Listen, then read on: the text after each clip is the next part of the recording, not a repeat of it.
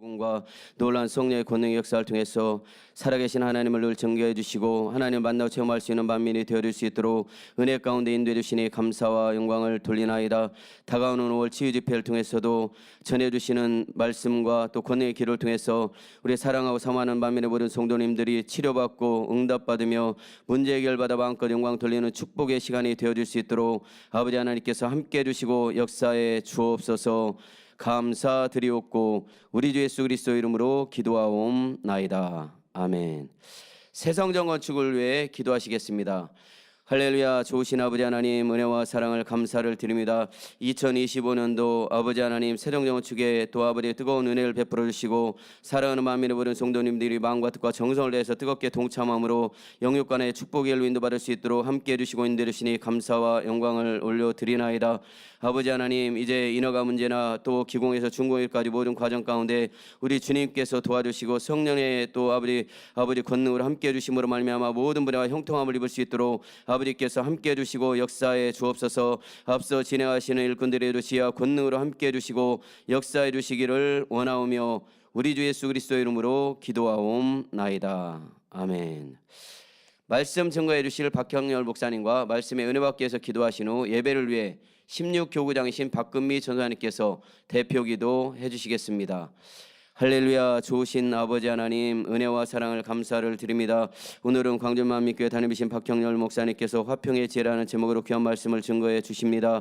전해 주시는 모든 말씀이 믿음이 되고 생명이 되고 저희들 마음 판에 잘 새김으로 말미암아 아버지 진리 가운데 가는 저희들 되어서 아버지와 화평을 이룰 수 있도록 도와주시고, 또한 아버지 하나님 범사의 아버지 상대 이익을 구함으로 말미암아 아버지 이익과의 화평을 이룰 수 있는 저희를 몰아낼 수 있도록 도와주시며, 또 나 자신과의 화평을 이루어 아버지 하나님께 영광 돌리는 삶을 이루어갈 수 있도록 함께 주옵소서. 함께 예배하는 전국 전 세계 교회와 지교회 사랑하는 모든 성도님들에게도 본 교회와 동일한 은혜와 권능으로 함께 해주시기를 원하오며 우리 주 예수 그리스도 이름으로 기도하옵나이다. 아멘.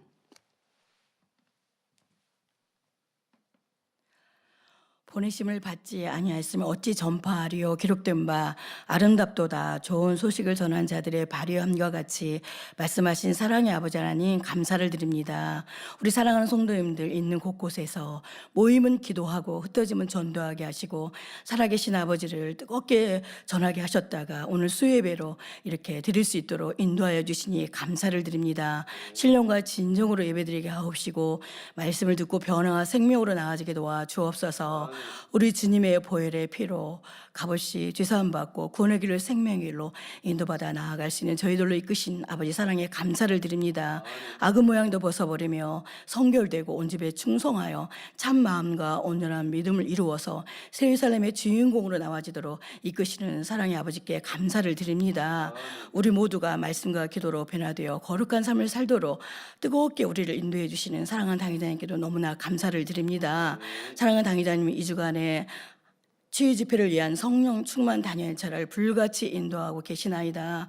우리 모두가 뜨겁게 기도하여 자신의 근본학을 깨달아서 변화와 생명으로 나아져서 아버지를 기쁘시게 하는 신앙생활을 할 수 있도록 역사하여 주옵소서. 이 주간 금요초래에는 치유 집회를 불같이 뜨겁게 인도하십니다. 성령의 감동함과 충만함으로 역사해 주시고 더 큰 권능으로 역사해 주셔서 우리 모든 성도님들 각가지 문제를 해결받되 치료받고 응답받아노라, 축복받아노라, 간증이 넘쳐나는 역사가 일어나게 도와주시고 우리뿐 아니라 전국과 전 세계에서 동시다발적으로 역사되어 수많은 간증이 넘쳐나게 하시고 마음껏 아버지께 영광 돌리는 치유집회가 될 수 있도록 역사하여 주시옵소서. 오늘은 박형렬 목사님께서 화평의 지혜라는 귀한 제목의 말씀으로 아버지 말씀 증거하십니다. 성령의 감동함과 충만함으로 말씀 증거케 하시고 우리 모든 성도님들 말씀을 듣고 변화와 생명으로 나아지도록 축복하여 주옵소서. 사이 보시는 정현지 목사님 남은 사이도 충만하게 인도케 역사하여 주시고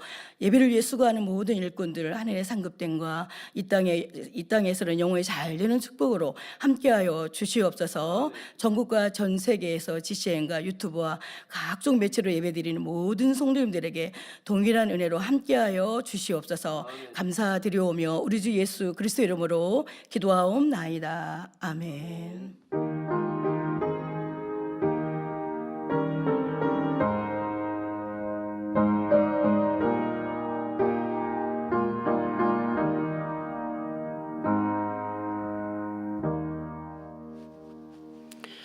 은혜 받으실 말씀은 야고보서 3장 17절 말씀입니다.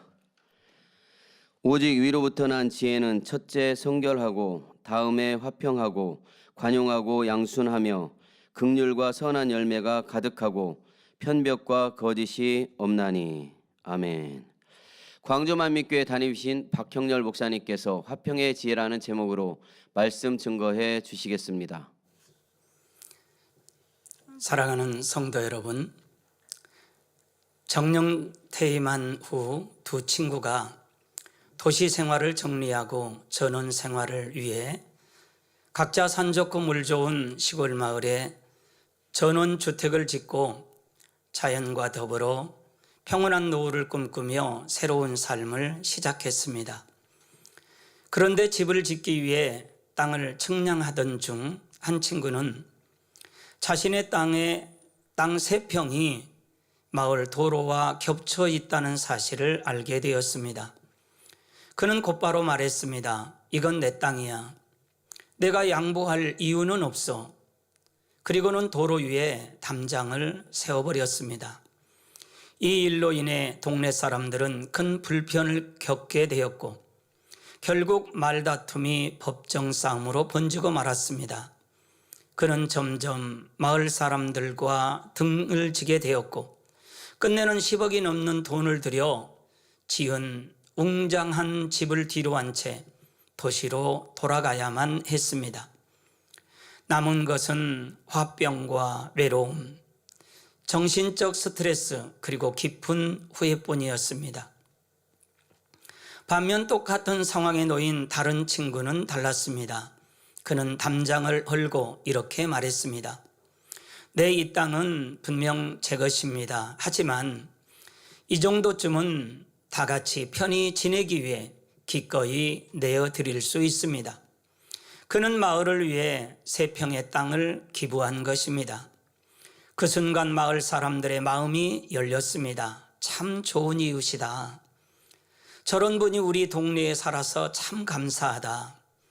그는 어르신들에게 따뜻한 인사를 받고 아이들이 웃으며 인사하는 소리로 아침을 맞는 사람이 되었습니다.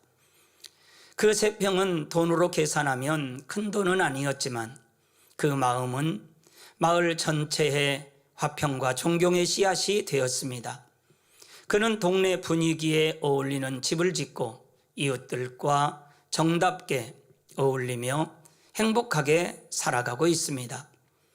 잠언 20장 3절에는 지혜로운 자는 다툼을 멀리 하거니와 미련한 자는 분쟁을 일으키느니라 했고 로마서 12장 18절에는 할 수 있거든 너희로서는 모든 사람과 더불어 화목하라고 했습니다. 작은 선택 하나가 어떤 결과를 가져오는지를 이 두 사람의 이야기에서 우리는 분명히 볼 수 있습니다. 조금 손해를 보더라도 화평을 택하면 결국 유익이지만 조금도 손해를 보지 않기 위해 싸우면 결국 더 큰 손해를 본다는 사실입니다.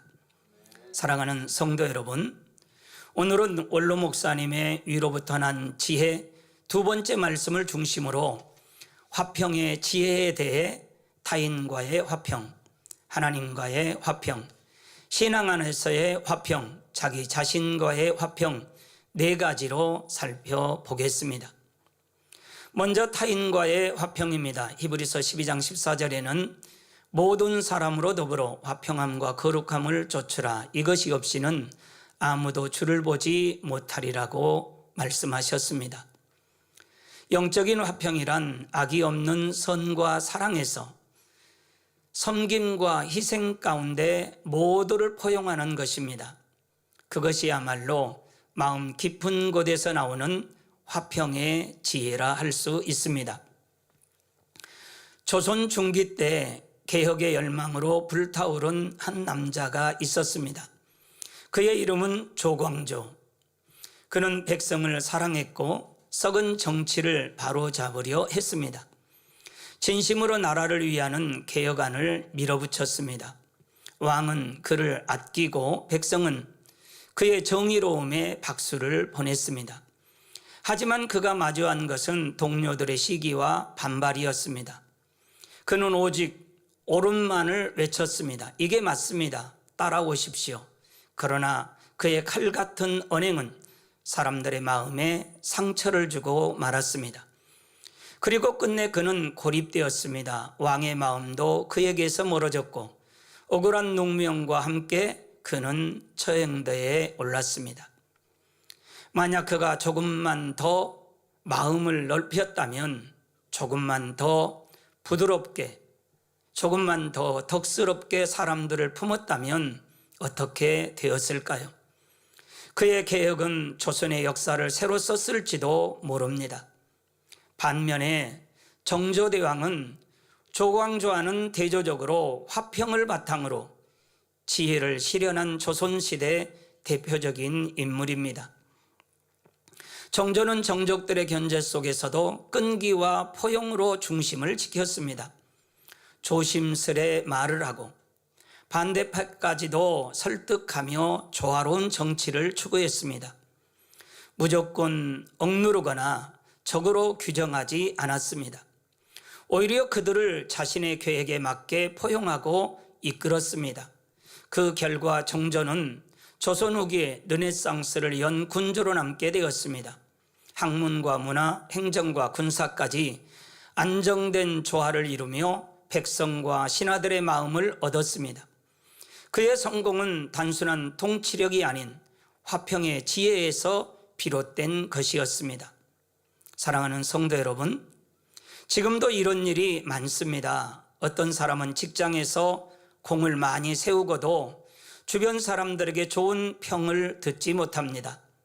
독불 장군처럼 자신의 능력과 지혜만 앞세워 상대의 감정을 상하게 했기 때문입니다.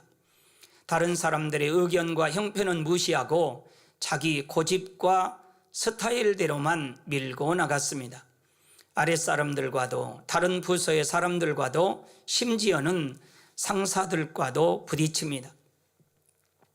이런 일이 계속 쌓이게 되면 이 사람은 분위기를 해치는 사람으로 인식되기 시작하고 결국에는 그의 능력까지 무시됩니다. 회사 안에서 외톨이가 되고 마는 것입니다. 아무리 능력이 있고 열매를 내었다 해도 화평을 깨는 사람은 결과적으로 지혜가 부족하다는 것입니다. 사랑하는 성도 여러분, 창세기 35장 이하를 보면 성경은 이스라엘 민족의 조상인 야곱에 대해 자세히 기록하고 있습니다. 그는 나름대로 꾀가 있어 자신의 방법과 지혜를 동원해 많은 것을 얻게 되지만 평안할 날이 없었습니다. 장자권을 빼앗긴 형 에서가 죽이려 하므로 급히 집을 떠나야 했습니다. 20년의 긴 세월 동안 타향살이를 하며 그렇게 자신을 아껴주며 사랑해 주었던 어머니의 임종조차 곁에서 지키지 못했습니다. 추위와 더위를 견디면서 밤낮으로 일하는 동안 억울한 일도 많이 당했지요. 보수 없이 일할 때도 있었고 싹을 받게 된 후에도 외삼촌의 품삯을 10번이나 속였습니다. 왜 이런 일이 생겼는지 야곱은 그 당시 알았을까요? 만약 알았다면 남 탓하지 않고 자신을 돌아보며 자신이 지난날 아버지를 속였던 일이 생각났을 것입니다. 그리고 회개했더라면 얼마나 좋았을까요?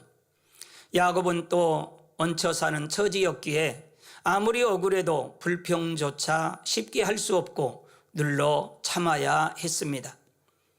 우여곡절 끝에 다시 고향을 향해 떠났지만 20년 동안 원한을 품고 있던 형이 400명이나 되는 사람들을 이끌고 달려옵니다. 그동안 자신의 지혜와 성실로 쌓은 모든 소유와 가족, 자신의 생명까지도 잃어버릴 상황이 온 것입니다. 만약 야곱이 아버지를 속이지 않고 형의 장자권을 빼앗지도 않고 모든 것을 아버지 하나님께 맡기고 정도를 걸었다면 야곱의 삶이 이렇게까지 연단을 받지 않았을 것입니다. 야곱은 아무리 지혜를 짜내도 벗어날 길이 없자 그제서야 하나님 앞에 무릎을 꿇었습니다. 자신의 방법, 지혜, 능력과 의지 모든 것을 내려놓고 철저히 낮아져 간절히 하나님께 매달렸습니다. 전능하신 하나님께서 그 기도를 들으시고 응답하시니 모든 것이 극적으로 해결되었습니다.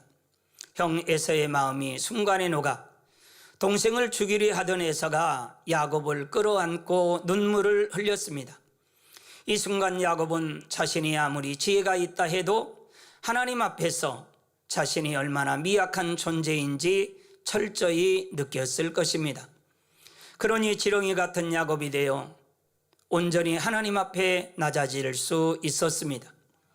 지금도 이러한 체험을 하신 분들이 있습니다. 승승장구하여 두려울 것이 없었는데 어느 한순간에 도저히 감당할 수 없는 위기를 맞았습니다. 사고나 불치병, 사업의 부도나 가정의 문제 등으로 절망에 빠진 것입니다. 그런데 하나님 앞에 나와 철저히 회개하고 겸손한 마음으로 낮아지니 해결을 받았다는 것입니다. 자기 힘으로 아무리 극복해 보려고 해도 안 되었던 것이지만 전능하신 하나님께서 도와주시니 해결되더라는 것입니다. 그래서 이제는 자신의 지혜가 아니라 하나님의 지혜를 의지하여 살아간다고 간증합니다.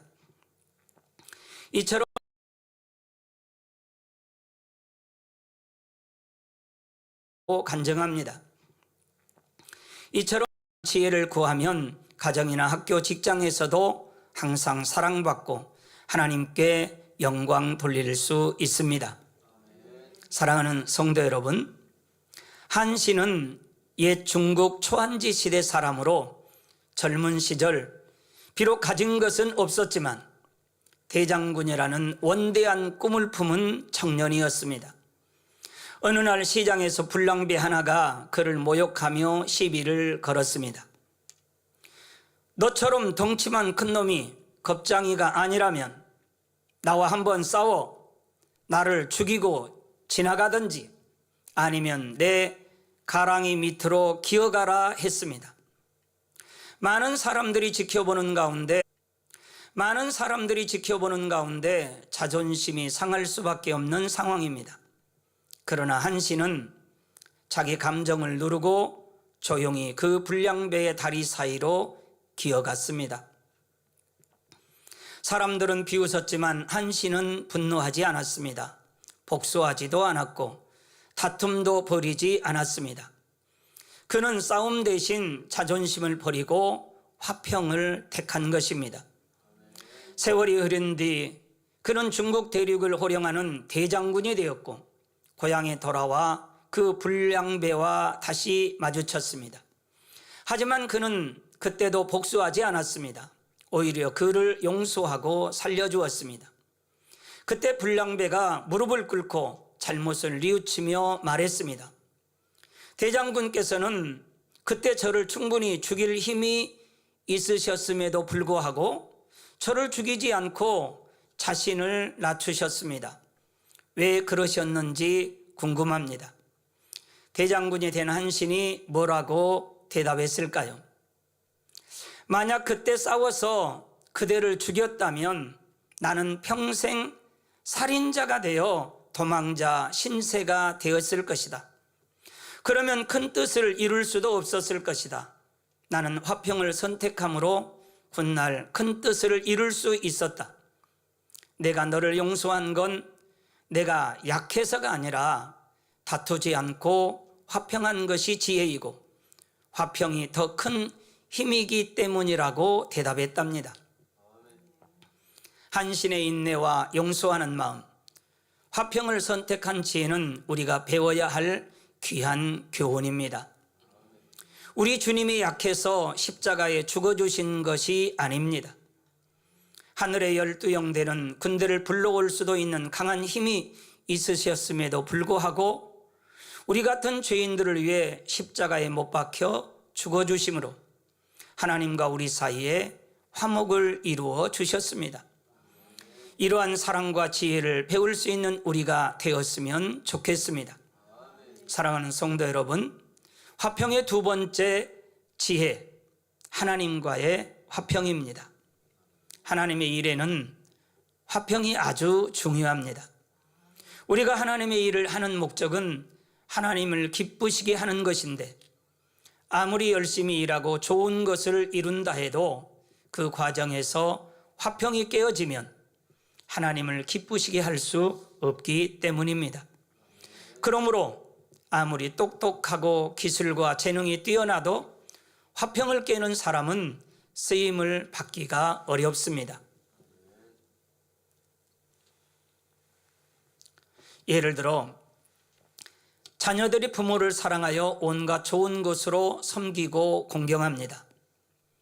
그런데 자녀들이 서로 미워하고 다투면서 고급 호텔에서 한우 고기를 먹는 것과 비록 소박한 작은 식당이지만 온 가족이 옹기종기 모여 앉아 화목하게 김밥에 라면을 먹는 것 중 여러분은 어느 것이 더 부모님의 마음과 여러분의 마음을 행복하게 할까요? 이와 마찬가지로 하나님을 기쁘시게 하려면 일을 잘하는 것도 중요하지만 화평을 이루는 것이 더 중요하다는 사실입니다. 화평이 위로부터 난 지혜라고 하는 또 다른 이유는 하나님의 일을 하면서 불화하면 하나님의 역사를 체험하기 어렵기 때문입니다. 일을 계획하고 직접 뛰는 사람은 일꾼들이지만 열매를 맺게 하는 분은 누구일까요? 하나님이십니다. 그런데 일하는 과정에서 화평이 깨지면 원수마귀 사단에게 송사거리를 내어주므로 하나님께서 역사하실 길이 막힙니다. 이럴 때는 사람이 아무리 지혜를 동원하고 열심히 일해도 영적으로는 실한 열매가 맺히지 않습니다. 어떤 사람에게는 육적으로 재능도 있고 하나님의 일을 하고 싶어 하는 열정도 있습니다. 그런데 그에게 일을 맡기면 부딪히는 소리가 끊이질 않습니다.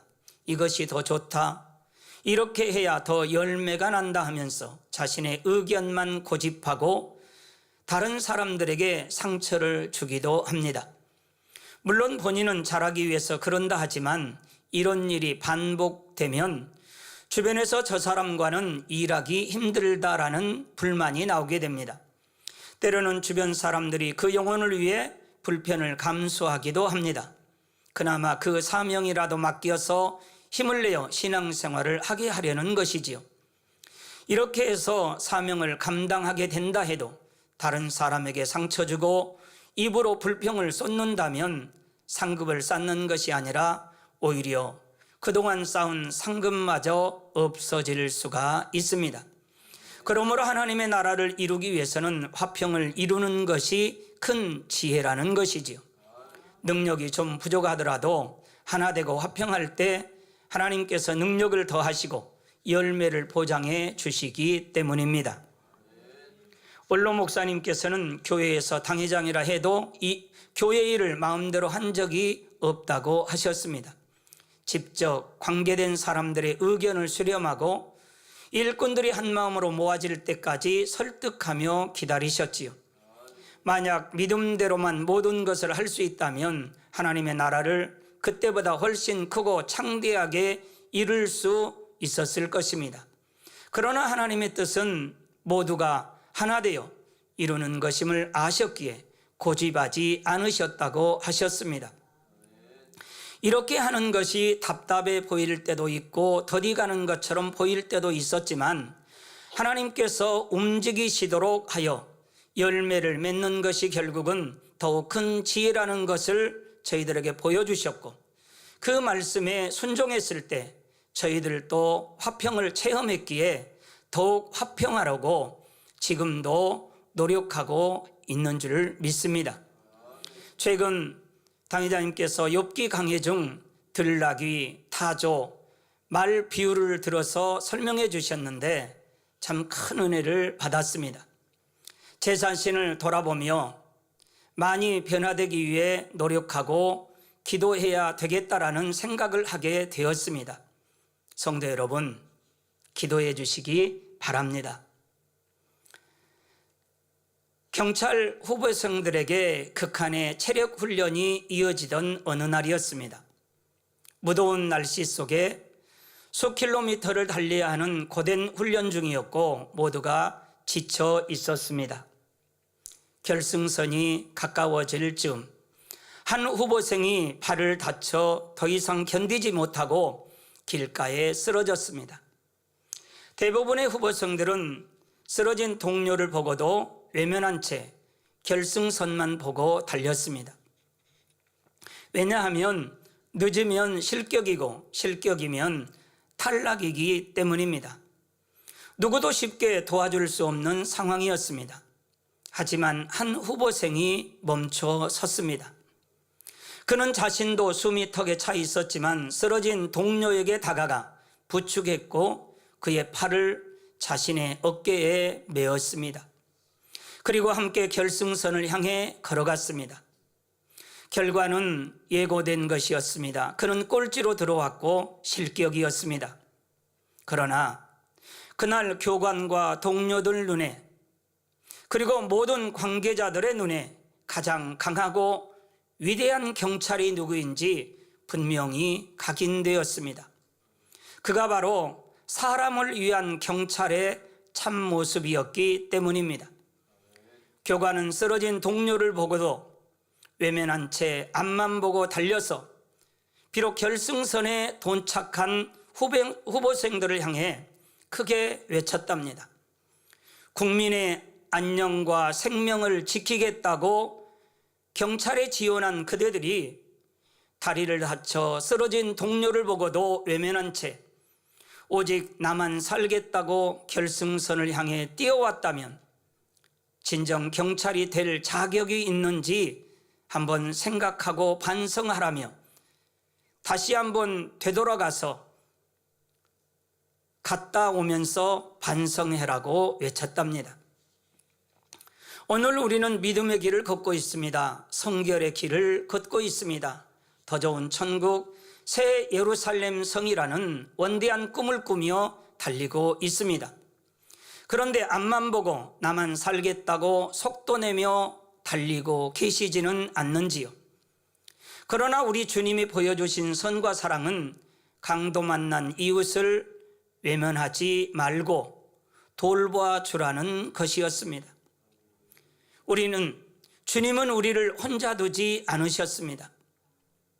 우리가 아직 죄인 되었을 때 그리스도께서 우리를 위하여 죽으심으로 하나님께서 우리에게 대한 자기의 사랑을 확증해 주셨습니다. 우리가 죄로 인하여 쓰러져 괴로울 때 조용히 우리 곁에 오셔서 손을 잡아주셨고 일으켜 세워주셨습니다. 천국 새 예루살렘 성을 향하여 달려갈 수 있도록 힘과 용기를 주셨습니다. 저는 이 말씀을 준비하면서 제 자신을 돌아보면서 회개하고 결단하는 시간이 되었습니다. 한신은 대장군이라는 원대한 꿈이 있었기에 불량배 가랑이 밑으로 기어가는 것이 어렵지 않았습니다.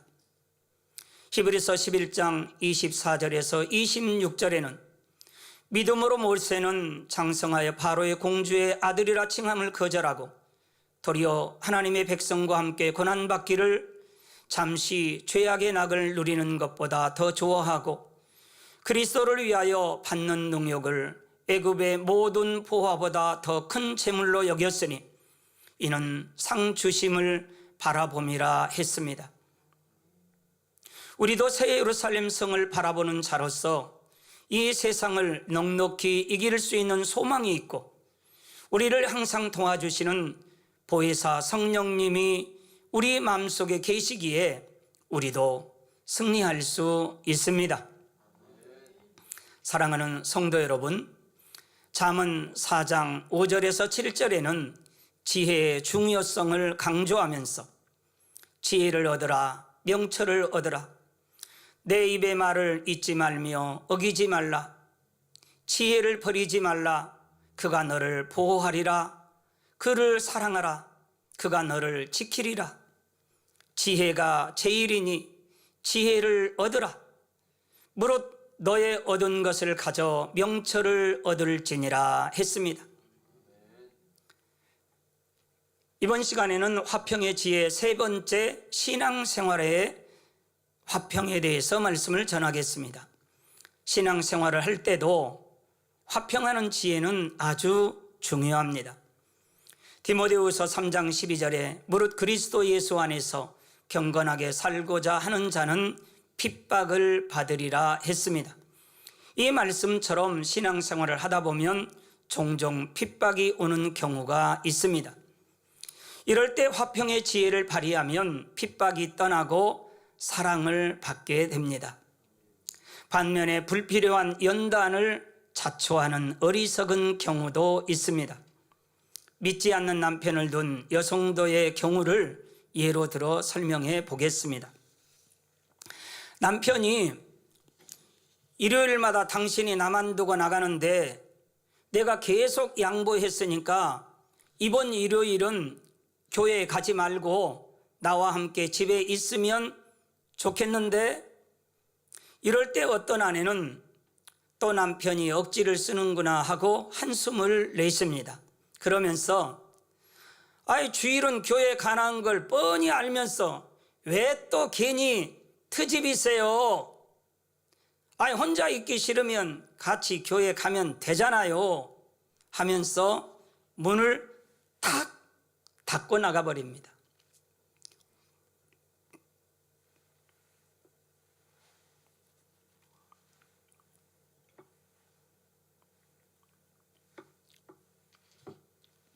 그럴 때 남편의 마음은 어떨까요? 교회와는 점점 더 마음의 문을 닫을 수도 있지 않겠습니까? 그런데도 아내는 나는 당연히 교회를 가야 하니까, 내가 옳은 일이니까 남편의 투정을 받아줄 수 없다는 태도입니다. 이렇게 남편을 서운하게 해서는 가정 복음화를 이루기는 쉽지 않습니다. 물론 주일 예배는 반드시 드려야 합니다. 그러나 지혜가 있는 아내라면 남편과 최대한 화평하면서 주의를 지킬 것입니다. 남편이 좋아하는 음식도 미리 준비해 놓고 집안도 깔끔하게 정리하면서 상냥하게 남편의 기분을 맞춰줍니다. 주일 하루만 그런 것이 아니라 평소에도 그러면 더욱 좋습니다. 그리고 나갈 시간이 되면 당신이 항상 양보해 주셔서 늘 감사하게 생각해요. 저도 당신과 같이 있고 싶지만 그래도 주일은 꼭 예배를 드려야 해요. 돌아오는 토요일과 휴일에는 꼭 같이 있을게요. 오늘 또 혼자 있게 해서 너무 죄송해요. 금방 다녀올게요. 조금만 참고 계세요. 최대한 온유하고 사랑스럽게 말할 것입니다. 이처럼 정말 남편을 사랑하고 화평을 이루고자 하면 성령께서 매 순간 가장 적절한 화평의 말을 주관해 주실 것입니다. 이렇게 성령의 역사 속에 화평과 선으로 쌓아 나갈 때 가정의 복음화도 빨리 이루어지게 됩니다. 남편만이 아니라 하나님께서도 후자를 더 기뻐하시기 때문입니다. 한 가지 예를 하나 더 들어보겠습니다. 교회에 나가는 것을 반대하는 남편이 이번에는 혈기가 나서 눈을 부릅뜨고 윽박지릅니다. 하나님을 택하든지 나를 택하든지 둘 중에 하나를 택하시오. 이럴 때 아내가 내가 사람을 기쁘게 하는 것이 아니라 하나님을 기쁘게 해야지 생각하면서 남편에게 원수마귀 사단아 물러가라. 당신을 주관하는 것은 원수마귀 사단이에요. 계속 그렇게 하나님을 대적하면 지옥 가요. 정말 제발 정신 좀 차리세요. 원수마귀 사단아 물러가라 한다거나, 당신을 포기하는 한이 있어도 나는 결코 하나님을 버릴 수 없어요. 이렇게 한다면 이는 불난 곳에 물을 뿌리는 것이 아니라 기름을 붓는 것과 같습니다. 핍박이 물러가는 것이 아니라 남편의 마음이 더욱 강팍해질 수도 있다는 것입니다. 물론 상황과 상대에 따라 어떤 말로 대답할 것인지는 달라집니다. 성령께서 강하게 주관하실 때는 아내의 의지를 확실히 보여줘야 남편이 변화될 때도 있지만 사실 이런 경우는 그렇게 많지 않습니다. 대부분의 경우는 유순한 말로 남편의 분노를 달랠 수 있어야 하는 상황입니다. 잠언 15장 1절에는 유순한 대답은 분노를 쉬게 하여도 과격한 말은 노를 격동하느니라 했습니다. 그러므로 저는 하나님을 떠날 수 없어요. 그렇지만 당신도 포기할 수 없어요. 제가 당신을 잘 섬겨야 하는데 그렇지 못해서 서운하셨던 것이 있으면 제가 앞으로 더 잘할게요. 우리 이 땅에서도 행복하게 살고 천국에도 함께 가요. 아이, 그렇게 좋다는 천국 저 혼자 갈 순 없잖아요. 제가 제일 좋아하는 당신과 꼭 같이 가고 싶답니다. 여보, 사랑해요 하면서 간곡하게 말하는 것이 더욱 필요합니다. 하지만 말만 부드럽게 잘한다고 해서 남편의 마음이 녹아지고 화평이 이루어지는 것은 아닙니다. 말에 진심이 담겨 있어야 합니다. 정말 남편을 사랑하고 화평하기 원하는 마음이 담겨 있어야 한다는 것입니다. 남편이 혈기를 내니 나도 속이 부글부글 끓고 나를 핍박하는 남편이 원망스럽고 밉다면 화평을 이루기가 쉽지 않습니다. 마음에 없는 말을 하려니 선하고 지혜로운 말이 잘 떠오르지도 않고 남편의 마음에도 감동이 오지 않습니다. 먼저 우리 마음이 선으로 변화되어야 악을 바라는 상대에게도 선으로 감동시킬 수 있는 힘이 있는 것입니다. 누가복음 6장 45절에는 선한 사람은 마음에 쌓은 선에서 선을 내고 악한 자는 그 쌓은 악에서 악을 내나니 이는 마음에 가득한 것을 입으로 말함이라 하셨듯이 먼저 우리 마음이 변화되어야 성령께서 진정한 화평의 말을 주관해 주십니다. 선한 말은 선한 마음에서 나온다고 했습니다. 그리고 그 말은 영혼을 살리고 가정을 변화시키며 하나님의 기쁨이 되는 열매를 맺습니다. 사랑하는 성도 여러분, 화평의 지혜 마지막으로는 자기 자신과의 화평을 이루어야 합니다. 자기 자신과의 화평을 이루기 위해서는 악은 모양이라도 버리고 성결되어야 하지요. 마음 안에 악이 남아있으면 상황과 조건에 따라 그 악이 요동합니다. 미움, 혈기, 시기, 욕심 이런 것이 마음에서 부글부글 끓어오르면 얼마나 마음이 힘들고 불편합니까? 또 자기 안에 진리의 마음과 비진리의 마음이 비슷한 힘을 갖고 있을 때는 두 마음이 싸움으로 참으로 곤고합니다. 오라 나는 곤고한 사람이로다 하는 고백처럼 심한 마음의 연단이 있지요. 그러나 이럴 때도 결단하고 불같이 기도하여 계속 진리를 선택해 나가면 결국 마음의 평안을 이룰 수 있습니다. 그런데 어떤 사람은 하나님과 화평하려고 열심히 진리를 쫓아 행한다고 하는데도 자기 마음에는 평안이 없는 경우가 있습니다. 진리 안에서 잘못 만들어진 자기 의와 성격의 틀 등으로 인해 그런 것이지요. 예를 들어 율법적인 틀에 너무 매여 있어서 마음에 평안이 없는 사람이 있습니다. 마치 연단받기 전에 욥처럼 열심히 기도도 하고 말씀대로 살고자 노력하지만 하나님을 사랑하는 마음이 부족하기에 하지를 못합니다. 진리를 행하지 않으면 징계가 올까 두려워서 초조한 마음으로 행하지요. 그러다 어느 순간에 진리대로 행치 못하면 무슨 징계를 받지 않을까 잔뜩 주눅이 들어 기쁨도 상실해버립니다. 그러니 열심히 진리를 행한다 한들 그 마음이 얼마나 힘들겠습니까? 믿음의 성장도 정체되어 있는 것이고요. 이런 경우는 행위 자체에 집착하기보다는 하나님의 사랑을 깨닫기 위해, 하나님을 사랑하는 마음을 이루기 위해 더 노력해 가야 합니다. 하나님을 중심으로 사랑하며 또 하나님의 사랑을 깨닫는 만큼 마음의 평안을 누릴 수 있게 된다는 것입니다. 또 다른 예를 들면 부정적인 사고의 틀로 인해 자기와의 화평을 이루지 못하는 경우도 있습니다. 열심히 진리대로 행하려고 노력은 하지만 만족할 만한 결과가 나오지 않으면 심히 자책하고 고통받는 것이지요. 하나님 앞에서도 민망할 뿐만 아니라 나는 왜 이 모양일까 하고 낙담해서 힘을 잃어버립니다. 이것 때문에 주변 사람들이 실망하면 어쩌나, 사람들의 사랑을 잃어버리면 어쩌나, 이런 생각 때문에도 평안을 잃어버리고요. 이런 분들은 어떻게 하면 좋을까요? 영적인 어린아이가 되어야 합니다. 부모의 사랑을 믿는 어린아이들은 단순합니다. 잘못을 범해도 두려워하며 숨는 것이 아니라 더 애교를 부리면서 품에 안겨들지요.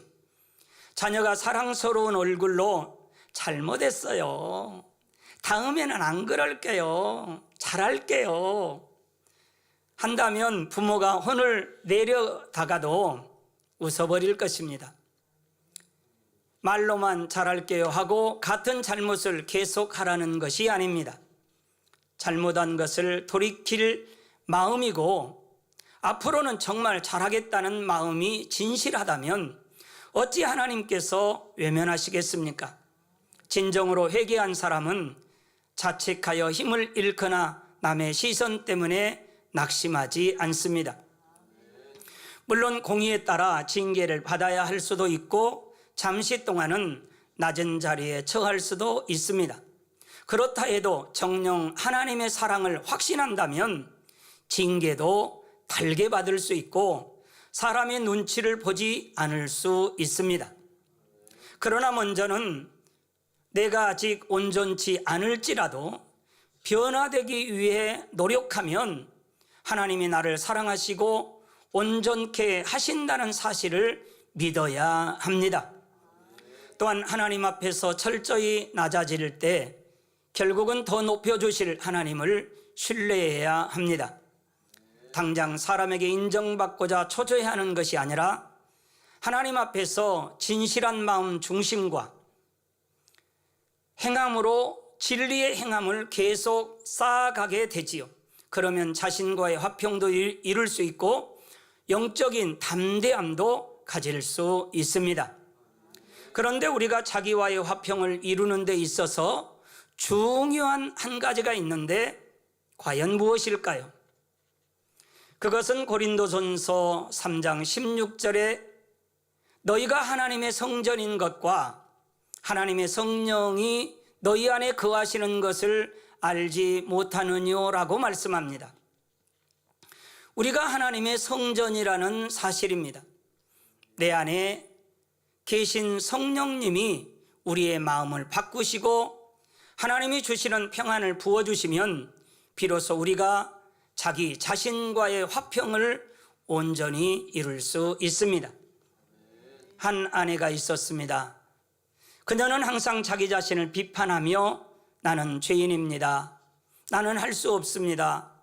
나는 좋은 엄마가 좋은 아내가 될 수 없습니다.